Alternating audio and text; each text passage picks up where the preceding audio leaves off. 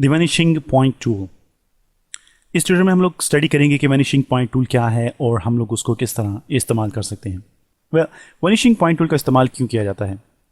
जब भी कभी हमारे पास कुछ ऐसी सिलेक्शन हो जो कि एक साइड वॉल है या फिर एक साइड इमेज है और हम लोग चाहते हैं कि हम लोग वहाँ से किसी चीज़ को कॉपी करें या फिर हम लोग चाहते हैं कि वहाँ पे कोई चीज़ हम लोग प्लेस करें किसी भी साइड व्यू में, प्रोस्पेक्टिव व्यू में, हम लोग जब भी कभी इमेजेस को एडजस्ट करना चाहते हैं तो उसके लिए हम लोग प्रोफेशनली वैनिशिंग पॉइंट टूल का इस्तेमाल करते हैं।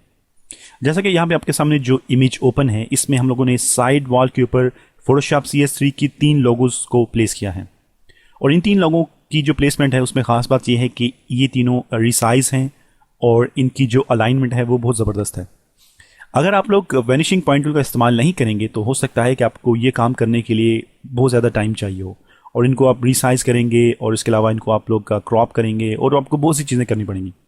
हो सकता है कि आपको अपना जो कंट्रोल है कीबोर्ड पे उसका बहुत ज़्यादा इस्तेमाल करना पड़े इनको एडजस्ट करने के लिए, वार्प करने के लिए। तो हम लोग वैनिशिंग पॉइंट टूल का इस्तेमाल करेंगे और इस ट्यूटोरियल में हम लोग इन लोगोस को दोबारा प्लेस करेंगे। हमारे पास यहाँ पे ये जो लोगो है ये PNG फॉर्मेट में अवेलेबल है जो कि आपके पास प्रोजेक्ट फोल्डर में भी अवेलेबल होगा और इसके अलावा हमारे पास यहाँ पे ये जो इमेज है, ये जो वॉल है, ये भी हमारे पास अवेलेबल है। तो सबसे पहले मैं यहाँ पे इस लोगो को सेलेक्ट ऑल करूँगा। You can do it by select और यहाँ पे आप लोग ऑल पे क्लिक करेंगे तो ये सारा सेलेक्ट हो जाएगा जहाँ पे हमें ये सिलेक्शन नजर आएगी। So control D to deselect, आप लोग अपने कीबोर्ड से कंट्रोल A से इस सारे लोगों को सिलेक्ट कर सकते हैं और come to edit and click copy.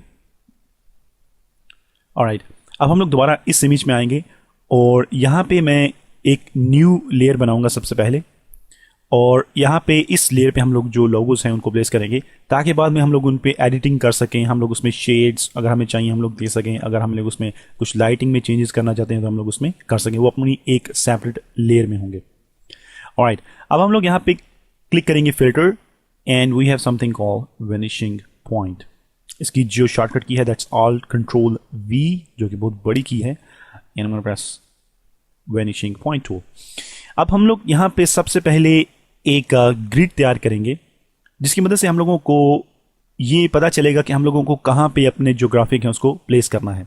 तो यहाँ पे हम लोग वो जो ग्राफिक्स हैं उसको प्लेस करेंगे। मैं यहाँ पे एक नोट बनाऊंगा और मेक सिलेक्शन लाइक दिस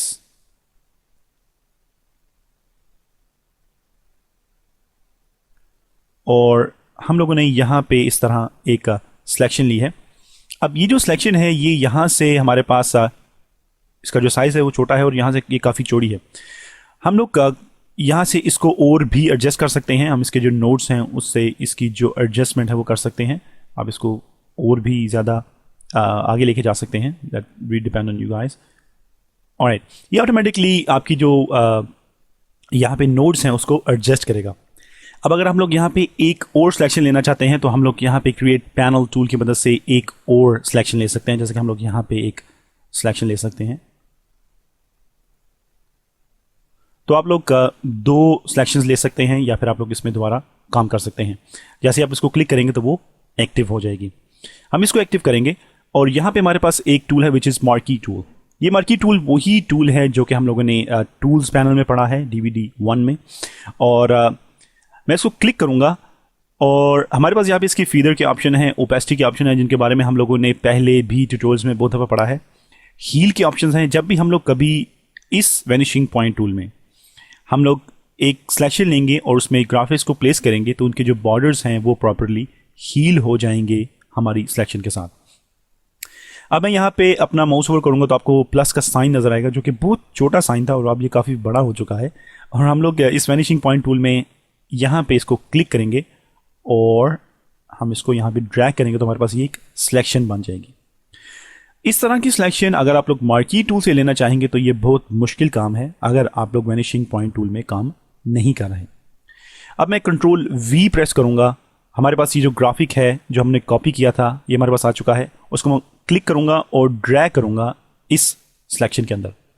आप लोग देखेंगे कि ऑटोमेटिकली ये यहाँ पे प्लेस हो जाएगा। जहाँ पे ये ज़्यादा वाइड है वहाँ पे ये वाइड हो जाएगी और जैसे ही मैं इसको मूव करूँगा अपने माउस से तो ये ऑटोमेटिकली अपने आप को रीसाइज करेगा जो इसके अंदर ग्राफिक मौजूद है। जब भी कभी हम लोग किसी पर्सपेक्टिव व्यू में ग्राफिक्स को प्लेस करना चाहते हैं या फिर हम लोग उसकी कॉपी बना के उसको साथ ही पेस्ट करना चाहते हैं, तो हम लोग वैनिशिंग पॉइंट टूल का इस्तेमाल करते हैं, क्योंकि वो ऑब्जेक्ट्स को ऑटोमेटिकली खुद ब खुद उसको रिसाइज करता है और उसकी एक हमें कॉपी भी देता है। सो मैं एडजस्ट इट हियर, और उसके बाद मैं यहाँ पे हमारे पास एक टूल है विच इज़ ट्रांसफॉर्म टूल, और मैं इसको यहाँ से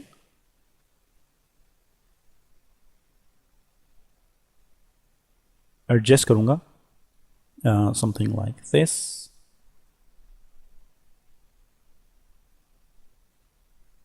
ऑलराइट, अब मैं अपने कीबोर्ड से ऑल्ट को प्रेस करूंगा और आप लोग देखेंगे कि मैं यहाँ पे इसकी एक कॉपी ले सकता हूँ, जो कि हम लोगों ने बहुत से ट्यूटोरियल्स में किया है। हम लोग ऑल्ट की मदद से किसी भी ऑब्जेक्ट की कॉपी बनाते हैं। मैं ऑल्ट प्रेस करूंगा, क्लिक करूंगा, इसको ड्रैग करूंगा, और मैंने अपने कीबोर्ड से शिफ्ट को भी प्रेस किया है ताकि मैं इसको प्रॉपर्ली अलाइन कर सकूँ। अब मैं यहाँ पे अपना माउस रिलीज करूंगा और यहाँ से ऑल्ट और शिफ्ट को भी रिलीज करूंगा। I'm gonna do this step again. मैं Alt प्रेस करूंगा, तो यहाँ से इसकी कॉपी लूंगा और I'm gonna press Shift from my keyboard, और हम इसको यहाँ पे प्लेस करेंगे। And I'm gonna release my mouse, और मैं अपना जो Alt और Shift की है उसको भी रिलीज करूंगा। And that's it. हम लोगों ने यहाँ पे 3 लोगोस को प्लेस किया है और वो ऑटोमेटिकली रिसाइज हुए हैं और वो बहुत ही खूबसूरती के साथ इस वॉल के ऊपर प्लेस हो चुके हैं। Now I'm gonna press OK to confirm this setting. And that's great. हम लोगों ने यहाँ पे ये जो तीनों ग्राफिक्स हैं हम लोग इनको प्लेस कर चुके हैं, प्रॉपरली रिसाइज हैं, अलाइंड हैं, और हम लोग किसी भी साइड वॉल पे पर्सपेक्टिव व्यू पे अपने इमेजेस को प्लेस कर सकते हैं, या फिर हम लोग वहाँ से उसकी जो कॉपी है उसको भी ले सकते हैं। Well, this is vanishing point tool. I hope कि आप लोगों को समझ आया होगा कि हम लोग किस तरह इसको इस्तेमाल करते हैं, और हम लोग नेक्स्ट ट्यूटोरियल्स में वैनिशिंग पॉइंट टूल को भी इस्तेमाल करते रहेंगे। हमारी ये जो लेयर्स हैं इनमें हमारे पास ये जो लोगो लेयर है इसको डबल क्लिक कीजिए और इसके जो स्टाइल्स हैं, लेयर स्टाइल, वो ओपन होंगे। अब आप इसमें ड्रॉप शैडो का इस्तेमाल कर सकते हैं और आप उसको जो ओपेसिटी है इसकी उसको कम कर सकते हैं थोड़ा सा, and you can press okay to confirm this. Well, it's really depend on you guys कि आप लोग किस तरह इसको एडजस्ट करते हैं और आप लोग उसके बाद उसके ऊपर क्या इंप्लीमेंट करते हैं। हम लोगों ने DVD1 में बहुत सी टूल्स के बारे में पढ़ा है फोटोशॉप में, और आप लोगों को उन टूल्स के बारे में पता है। आप लोग खुद सोच सकते हैं कि आप लोगों को कौन सा टूल यहाँ पे इस्तेमाल करना चाहिए। आप लोग 1 दफ़ा 2 दफ़ा उन टूल्स का इस्तेमाल करेंगे, आप लोग उनमें प्रोफेशनल हो जाएंगे, और किसी भी तरीके का जो काम आप लोग फोटोशॉप में कर रहे हैं आप उसके लिए अपने इन्हीं टूल्स को इस्तेमाल करेंगे, और एक टूल से आप लोग बहुत से काम कर सकते हैं। This is vanishing point tool. I hope कि आप लोगों को इसके बारे में समझ आई होगी, और मैं मिलूंगा आपको नेक्स्ट ट्यूटोरियल में।